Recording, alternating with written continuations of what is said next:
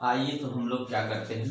तो आज हम लोग जो करने वाले हैं वो है हमारा क्या, एनसीईआरटी का करंट एंड इलेक्ट्रिसिटी का न्यूमेरिकल करने वाले। एक्सरसाइज में जो भी क्वेश्चन है हम लोग करने वाले हैं किसका, तो करंट एंड इलेक्ट्रिसिटी का। ठीक है, वन बाय वन करके हम लोग क्वेश्चन पढ़ते हैं। आप लोग सबसे पहले बुक अपने पास ले लीजिए। ठीक है, बुक अपने पास रख के क्वेश्चन को पढ़िए मेरे साथ, उसके बाद तब उसको लगाइएगा। तो क्वेश्चन है, देखिएगा, तो करंट इलेक्ट्रिसिटी है, क्या है, करंट एंड इलेक्ट्रिसिटी, इसी का हम लोग न्यूमेरिकल करने वाले हैं। ठीक है, तो चलिए फर्स्ट क्वेश्चन हम रीड करेंगे, आप लोग ध्यान से सुनिएगा। क्या है, a piece of wire of resistance क्या है, आर है। पीस ऑफ वायर रेजिस्टेंस कितना, आर है, cut into 5 equal part. These parts are then connected in parallel. If the equivalent resistance of this combination is R dash, then the ratio R upon R dash is। ठीक है, सबसे पहले question में है कि एक wire है, ठीक है, मान लीजिए इतना बड़ा वायर, इसका रेजिस्टेंस R है, इसको 5 इक्वल पार्ट में डिवाइड करना है। कितने इक्वल पार्ट में करना है, तो 5, 1 2 3 4 5, 1 2 3 4 5, मतलब इसको यहां से इरेज कर लेते हैं। तो 1 2 3 4 एक 5 पार्ट में डिवाइड हो गया। ठीक है, तो अगर हम मान लें एक पार्ट का जो रेजिस्टेंस है वो कितना है हमारा, ठीक है, तो एक पार्ट का रेजिस्टेंस होगा R/5, दूसरे का R/5, तीसरे का R/5, चौथे का R/5 और पांचवें का R/5। ठीक है, क्यों ऐसा, क्योंकि टोटल रेजिस्टेंस कितना, कैपिटल R है। टोटल रेजिस्टेंस कितना है, कैपिटल R है, तो इसका मतलब जो भी रेजिस्टेंस उसमें 5 से डिवाइड कर देंगे तो 1 का आ जाएगा। ठीक है, तो सबसे पहले अब क्या करना है, अगर हमें इक्विवेलेंट रेजिस्टेंस निकाला तो डैश इक्विवेलेंट रेजिस्टेंस को 1/R डैश से लिखते हैं। तो 1 अपान कितना होगा, R/5 प्लस, अच्छा पहले फार्मूला नोट कर लेते हैं, 1/R equal 1/R1 plus 1/R2 plus 1/R3 plus 1/R4 plus 1/R5। ये क्या है, ये हमारा पैरेलल रेजिस्टेंस के कॉम्बिनेशन का फार्मूला है। अब इक्विवेलेंट को R डैश मान लेते हैं, तो 1 अपान कितना होगा, R/5 प्लस 1/R, R अपान कितना होगा, ये अपान की साइन है यहाँ, 5 plus 1/R/5 plus 1/R/5 plus 1/R/5, total कितनी 5 वैल्यू होगी। तो 1/R डैश इक्वल, देखिएगा सब ऊपर हो जाएगा, 5/R plus 5/R plus 5/R और plus 5/R and plus last 5/R, 5 time है। ठीक है, उसके बाद करना क्या है, इसको हमको देखिए एलसीएम लेंगे तो जब डिनोमिनेटर सेम होता है तो ऊपर वाला ऐड हो जाता है, 1 2 3 4 5 5 या 25, ये हो गया। ठीक है, किसकी, तो देखिएगा इसको अगर हम यहाँ कर दें तो R/R डैश इज इक्वल हो जाएगा 25 अपान 1 लिख देंगे, इसका मतलब है 25/1, यही डिफरेंस आ जाएगा। इसका मतलब ये हुआ कि जो रेजिस्टेंस हमारा इनिशियल में था और जो बाद में है, तो पहले वाला 25 गुना ज्यादा है बाद वाले से। ठीक है, पहले वाला जो है 25 गुना ज्यादा है किससे, R वाले से, जब उसको पैरेलल में जोड़ देंगे तब। ठीक है ना, ऐसा में तो आंसर हमारा इसका होगा, कौन सा ऑप्शन होगा, तो फर्स्ट का आंसर होगा डी वाला। तो सॉल्व ऐसे करना है, फर्स्ट का डी होगा, है फर्स्ट का डी वाला लिख दिया। अब सेकंड चलिए क्वेश्चन देखते हैं, क्वेश्चन है क्या, क्वेश्चन नंबर सेकंड क्या है, ध्यान से आप लोग बुक सबसे पहले लेके आप लोग क्वेश्चन रीड करिए। Which of following term does not represent electrical power in a circuit, क्या, which of the following term does not represent electrical power in circuit. देखिएगा, तो फार्मूला लिखना है हमें इलेक्ट्रिक पावर का। सबसे पहले क्या करना है, पावर का जितने फार्मूले लिख दीजिए।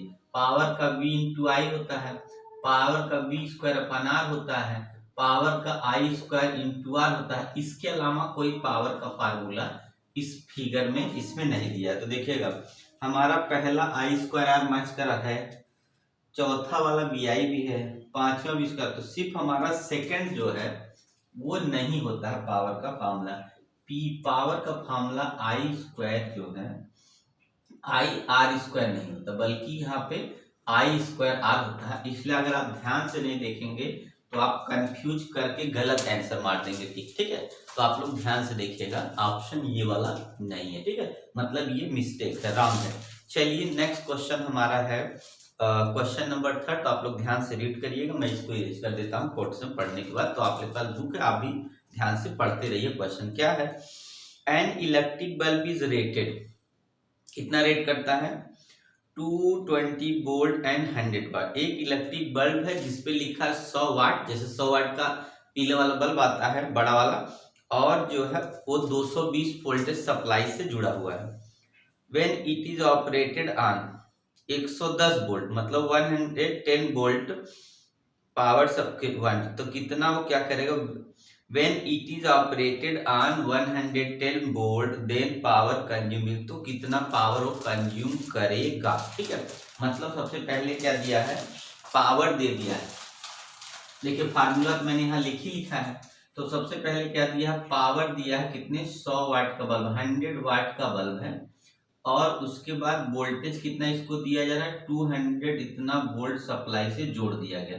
तो देखिएगा हमें इस फार्मूले में पावर निकालने के लिए, ठीक है, क्या चाहिए, यहाँ पे वोल्टेज तो दे दिया है, करंट नहीं पता है, दूसरी कंडीशन में वोल्टेज पता है, रेजिस्टेंस पता करना है, करंट की कोई बात नहीं, तो इसका मतलब हमें रेजिस्टेंस यहाँ से निकालना। तो P इक्वल हम लोग सबसे पहले फार्मूला लगाएंगे बी स्क्वायर अपॉन आर का, ये फार्मूला लगा लेंगे। ठीक है, तो P इक्वल टू कितना है देखिएगा, तो यहाँ से 100 वाट कितना है, P की वैल्यू 100 है, और 220 इंटू 220 V का स्क्वायर कर देंगे यहाँ पे, और अपान कितना R की वैल्यू निकालनी है। तो R इक्वल टू हो जाएगा कितना, 220 इंटू 220 अपान कितना हो जाएगा 100, 100 काट देंगे तो ये होगा 484 ओम। इसका मतलब ये हमारा रेजिस्टेंस आ जाएगा किसका, तो जो 100 वाट का बल्ब है उसका रेजिस्टेंस कितना है, 484 है। ठीक है, 484 ओम जो है उस बल्ब का रेजिस्टेंस है। अब उसका हमें क्या करना है, पावर निकालना, वही बल्ब है, पर अगर वोल्टेज कम आ जाए, वोल्टेज कितना दे दिया, अगर वोल्टेज की वैल्यू हो जाए 110 दे रखा, 110 वोल्ट अगर आए, ठीक है, तो रेजिस्टेंस तो हमें पता है क्योंकि 484 है, इतना रेजिस्टेंस निकालने किस लिए जरूरत पड़ती है, क्योंकि देखिएगा बल्ब जो है वो हमेशा वैसे ही रहता है, वोल्टेज बदल सकता है, करंट बदल सकता है, पर बल्ब का जो रेजिस्टेंस वो कभी नहीं बदलता, आप ये दिमाग में रखिएगा। इसीलिए हम लोग को रेजिस्टेंस निकालना पड़ता है, क्योंकि जो बल्ब है उसको जैसे बनाया गया है, उसका मतलब उसका हम अंदर का तार थोड़ी बदलते हैं, हर बार वही रहता है, इसलिए रेजिस्टेंस नहीं बदल सकता। तो P इक्वल टू फिर से आ जाएगा बी स्क्वायर अपॉन आर। तो V की वैल्यू देखिएगा 110 दो बार लिख देंगे, और यहाँ पे R की वैल्यू है, देखिए 22 इंटू 22 जानबूझ के लिख रहे हैं, क्योंकि यहाँ देखिएगा काटने के बाद 22 इंटू 22 का ये वैल्यू है, इससे आसानी हो जाएगी काटने में, इससे काटेंगे तो आपका आ जाएगा 11 2 जा, और यहाँ पे आ गया 10, यहाँ से काटेंगे तो 11 2 जाएगा, यहाँ पे हो जाएगा 10, अब इसको काट देंगे 5 आएगा, इसको काट देंगे 5 आएगा, तो इसका मतलब पावर कितना होगा, 25 वाट पावर होगा। ठीक है, इसका मतलब है 25 वाट जो है ये पावर को सिर्फ कंज्यूम कर सकता है, जब क्या कर दिया जाए, वोल्टेज को कम कर दिया जाए, कितना 110, बल्ब वही रहेगा पर ग्लो कम करेगा, सीधी सी बात है, पावर कंजम्पशन कम करेगा। ठीक है, 25। आगे चलिए नेक्स्ट क्वेश्चन हमारा कौन सा है, तो नेक्स्ट क्वेश्चन है 4th, आप लोग बुक लेके रीड करिएगा। क्वेश्चन है, two conducting wire of same material and of equal length and equal diameter are first connected in series and then parallel in circuit across same potential difference. The ratio of heat produced in series and parallel combination would be, क्या होगा series और parallel combination करें तो क्या difference आ जाएगा। देखिए किसको हम इरेज कर रहे हैं, तो चलिए क्वेश्चन नंबर हम लोग फोर को लेते हैं। क्या है हमारा क्वेश्चन नंबर 4? तो सबसे पहले आइए क्वेश्चन नंबर 4 को देख लें, है क्या चीज। क्या दिया है? Two conducting wire of same material of equal length and equal diameter are first connected in series and then in circuit parallel in circuit across same potential difference. The ratio of heat produced in heat बताना, हम लोग क्या करना है? Heat. To conducting wire है same, देखिएगा तो इसका मतलब हम लोग को क्या करना है? हीट निकालना है कि हीट का कंजम्पशन कितना रेशियो में करते हैं। देखिएगा तो R इक्वल टू हम लोग जानते हैं रो और L बाई ए होता है, यही ना। R equal to rho L by A होता है। इसका मतलब ये है कि अगर हम सीरीज में जोड़ेंगे तो R1 प्लस R2 हो जाएगा इक्वल टू, इसका मतलब ये दोनों सेम है तो 2 रो L बाई ए आ जाएगा, ठीक है ना। उसके बाद इसी को पैरेलल में अगर जोड़ दे R1 plus 1 upon R2 is equal to, तो ये सेम होने की वजह से 2 अपान कितना हो जाएगा? R1 या R2 आ जाएगा, मान लीजिएगा ऐसे। तो अब क्या होगा? यहाँ R इक्वल लिखना पड़ जाएगा, तो R इक्वल कितना हो जाएगा? तो ये हो जाएगा R2 अपान 2, देखिएगा ध्यान से, ठीक है। R2 अपान 2 हो गया, तो इसका मतलब है इस वाले की वैल्यू, इसको डैश ले लें, गलत, R डैश की जो वैल्यू होगी यहाँ से आप देख रहे हैं, तो इसका मतलब रो L बाई ए है, उसमें देखिएगा 2 से हो जाएगा डिवाइड, है ना। अब क्या करना है? दोनों केस में H इक्वल टू लिखेंगे, तो H इक्वल कितना हो जाएगा हमारा? तो H इक्वल कितना होता है? अगर हम इसके टर्म में बात करते हैं तो V स्क्वायर अपान R हो जाएगा, यही ना। और H1 ये लिख लीजिए यहाँ पे ये, और H2 इक्वल कितना होगा? V स्क्वायर अपान R2 हो जाएगा, मतलब R यहाँ पे जो भी है R डैश कर दे रहे हैं, ठीक है। अब क्या कर लेते हैं हम लोग? H1 अपान H2 का जब रेशियो निकालेंगे तो V स्क्वायर से V स्क्वायर पहले ही कट जाएगा मान लीजिए, और ये जो है देखिए कटेगा तो ये R डैश ऊपर चला जाएगा। R डैश की वैल्यू रो है L बाई ए हो गया, L बाई ए अपान 2, फिर अपान, उसके बाद यहाँ जो वैल्यू आर की है वो ये वाली है यहाँ पे, ठीक है। तो 2 रो और यहाँ से L बाई ए हो जाएगा, ठीक है। फिर आगे फिर इसको लेते हैं रो और L बाई ए, और यहाँ पे 2 मल्टीप्लाई साइन लगा देंगे, तो देखिएगा ये हमारा ए ऊपर आ जाएगा और 2 रो और यहाँ से कितना L ऐसे रहेगा। अब काट दीजिए, ये इससे कट जाएगा, रोयल रोयल से कट जाएगा, ठीक है ना।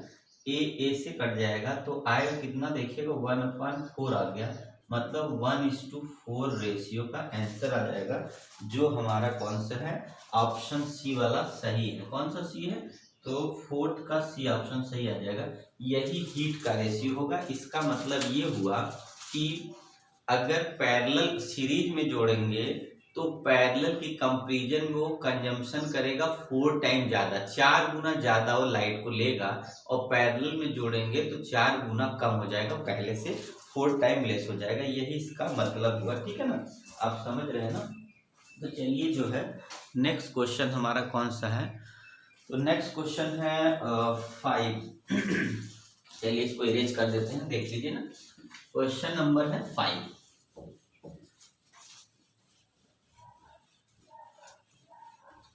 5 क्या है? देखिएगा 5 है how is voltmeter connected in circuit. तो ये तो डायरेक्ट बताया जा सकता है। देखिए 5 का हम लोग क्या लिखते हैं? पैरेलल बोलते हैं, पैरेलल कनेक्शन। क्या कर देंगे? पैरेलल कनेक्ट कर देंगे, ठीक है। वोल्टमीटर हमेशा क्या होता है? सर्किट में पैरेलल में कनेक्ट होता है, ठीक है। क्या होता है? वोल्टमीटर सर्किट में हमेशा पैरेलल में कनेक्ट होता है। तो 5 का आंसर इस तरीके से डायरेक्टली बता देंगे। चलिए क्वेश्चन नंबर 6 हम लोग आइए देखते हैं क्या है हमारा। क्वेश्चन नंबर 6 रीड कर लेते हैं। क्वेश्चन नंबर है क्या? अब कॉपर वायर हाइज डायमीटर कितना है? 0.5 मिलीमीटर एंड रजिस्टिविटी 1.6 10⁸ सबसे पहले रजिस्टिविटी देख रखा है 1.6 10⁻⁸ ohm metre. What will be the length of the wire to make it resistance 10 ohm? How much does the resistance change if diameter is double, कितना change हो जाएगा। सबसे पहले दिया है कॉपर वायर हैज डायमीटर कितना है। क्वेश्चन नंबर 6 है, रेडियस हम लिख लें तो कॉपर वायर का जो डायमीटर है 0.5 मिलीमीटर, अगर 2 कर देंगे तो इसकी रेडियस आ जाएगी। अब क्या करते हैं 0.2 अपान इंटू इसको हम मिलीमीटर और सेंटीमीटर में मीटर में चेंज करेंगे, देखिएगा तो ये क्या सेंटीमीटर चलेंगे चेंज तो -3 हो जाएगा, ये मीटर में आ गया, ठीक है रेडियस हमारा। अब क्या करना है यहाँ पे, और रजिस्टिविटी दे रखा है हमें कितना 1.6 इंटू 10 की पावर जो है कितना दे रखा है -8 ओम मीटर दे रखा है, ठीक है। इसीलिए what will be the length of wire to make resistance कितना होगा, रेजिस्टेंस हमारा दे रखा है कि 10 ओम के रेजिस्टेंस को बनाना है तो कितना मीटर वायर की जरूरत, मतलब क्या किया, एक वायर है जिसको हमें जिसका जो है इंटरनल डायमीटर दे रखा है और रजिस्टिविटी दिया है, रेजिस्टेंस दिया, तो कितना लंबा बनाएंगे उसको, कितना लंबा तार काटेंगे कि 10 ओम का रेजिस्टेंस बन जाएगा। तो हम लोग को फार्मूला लेना है रो इज इक्वल टू RA/L, ठीक है। नहीं, रो इक्वल टू कितना होगा RA/L, तो R इज इक्वल कितना होगा रो, और हमें L निकालना है, L निकाले, L इक्वल कितना होगा RA/रो हो जाएगा, ठीक है। हमें L ही निकालना क्या है तो ऐसे लिखने का, तो L यहाँ कर दे और रो, तो L इक्वल टू वैल्यू रखे यहाँ 10, किसकी वैल्यू, R की वैल्यू 10 देखा है। A मतलब एरिया, एरिया यहाँ से लेंगे, एरिया इसकी वैल्यू रखेंगे कैसे आएगा पाई, और R की वैल्यू 0.5/2 और 10 की पावर हो जाएगा -3, और उसका हमें करना है कितना, तो स्क्वायर करना, पाई R स्क्वायर, देखिए पाई बाहर रहेगा, पाई R स्क्वायर, और अपान उसके बाद रो की वैल्यू ये है लिख लेंगे 1.6 इंटू 10 की पावर -8, ठीक है। अब इसको सॉल्व करना है, बस बचा हुआ, ठीक है। तो देखिएगा इसको सॉल्व कैसे करना हम लोग को, तो 3.14 मल्टीप्लाई इसका स्क्वायर करेंगे तो 25 हो जाएगा, मान लीजिए यहाँ पॉइंट लगा देंगे, यहाँ 4 हो जाएगा, 4 को नीचे ले लेते हैं, इंटू 10 पावर -6 यहाँ से हो गया, अपान आया, यहाँ कितना हो जाएगा, देखिए पाई की वैल्यू यहाँ लिख दे, 3.14 लिख दे हैं पाई, अच्छा पाई की वैल्यू यहाँ मैंने लिख लिया, अच्छे एक मिनट, पाई की वैल्यू ये रख दिया है 10 यहाँ पे, हम यहाँ 10 यहाँ लिख दे रहे हैं, और अपान कितना 1.6, 10 की पावर कितना होगा -8, ये आगे है ना, देखिएगा 10 यहाँ है, पाई इक्वल 3.14 ये है, इसका स्क्वायर करेंगे, और ये जो इसका स्क्वायर होगा 1 4 ये नीचे आ जाएगा, 2 का स्क्वायर करेंगे 4 नीचे आ गया, ठीक है। अब क्या करना देखिएगा, तो हम लोग करेंगे क्या, सिर्फ हमको इसको डिवाइड कर लेना है बस इस वाले को, तो इसका मतलब है कि इसको करेंगे, देखिए 16 दूनी 32 आ जाएगा लगभग, तो इसका मतलब है इसको अगर हम काटेंगे मान लीजिए, तो एक तो ये 2 अंक पे है, यहाँ 1 अंक पे डेसिमल, यहाँ 2 अंक पे है, अगर इसका हम डेसिमल हटाएंगे तो 2 जीरो नीचे बढ़ जाएगा, अगर इसको काटते हैं तो आएगा कितना 16 दूनी 32, ठीक है, तो लगभग आएगा 2.16 दूनी 32 पे पूरा कट जाएगा। तो अगर हम ऐसे बात करते हैं तो 1 पॉइंट एग्जैक्ट लेके देख लें, एग्जैक्ट लेके देख लेंगे, एक मिनट रुकिएगा, अच्छा तब दिक्कत हो जाएगी, मल्टीप्लाई इसका तो मान लिया हट जाएगा, और बचेगा कितना, इसको इससे पहले काट दें, 5 आ गया, ठीक, और बच गया यहाँ 2, और उसके बाद इसको इससे काट दें तो आगे कितना, ये हमारा आ जाएगा 1.5 और यहाँ पे 7 आया 1 पॉइंट ये वैल्यू। अब इसको हम पहले डिवाइड कर लेते हैं फिर मल्टीप्लाई कर, ऊपर एक 5 है, 5 से मल्टीप्लाई कर लिया।